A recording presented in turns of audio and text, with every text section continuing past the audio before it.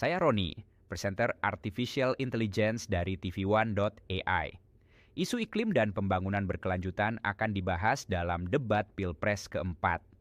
Pasangan Capres-Cawapres manakah yang mampu memimpin Indonesia memenuhi target pengurangan karbon?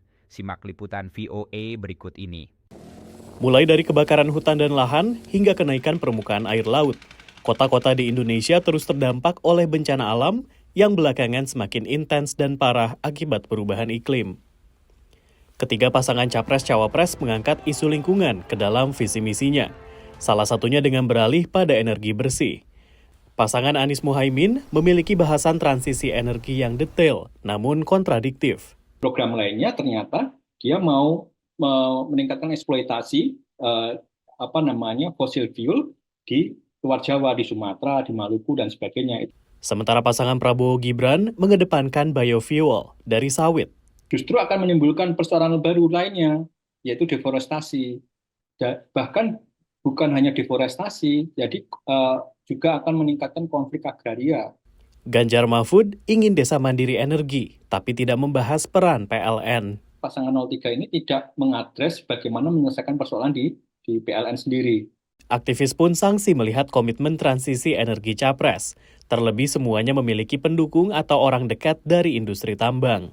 Memiliki konsekuensi terhadap para elit-elit partai mereka gitu ya. Apakah mereka memang benar-benar mau shifting dari industri ekstraktif? Transisi energi di Indonesia dipandang krusial, mengingat Indonesia adalah salah satu penghasil karbon terbesar dunia. Indonesia telah menargetkan pengurangan emisi pada 2030 hingga 43,2% dengan bantuan internasional, dan telah memiliki skema kemitraan transisi energi yang adil atau JETP yang dimulai pada era Joko Widodo.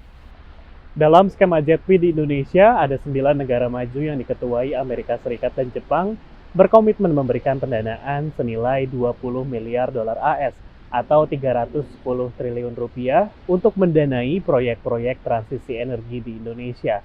Meskipun hampir semua dana tersebut berbentuk utang, bukan hibah.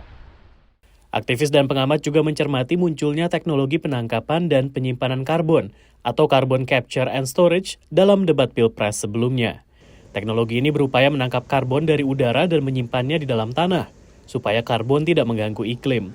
Namun teknologi ini dianggap tidak menyelesaikan akar masalah. Kita melihatnya bahwa CCS ini sebenarnya untuk memperpanjang usia penggunaan energi fosil. Perusahaan-perusahaan minyak besar AS seperti ExxonMobil dan Chevron tengah menelusuri kemungkinan investasi jutaan dolar dengan Pertamina untuk membangun teknologi tersebut di Indonesia. Aktivis mendesak pemerintah tidak terjebak solusi palsu dan fokus pada hutan sebagai penangkap karbon alami. Kita tuh punya gambut dan punya mangrove gitu loh. Dan ini adalah carbon capture paling murah di seluruh dunia dan gratis gitu. Dari Washington DC, Rio Tuasikal, VOA.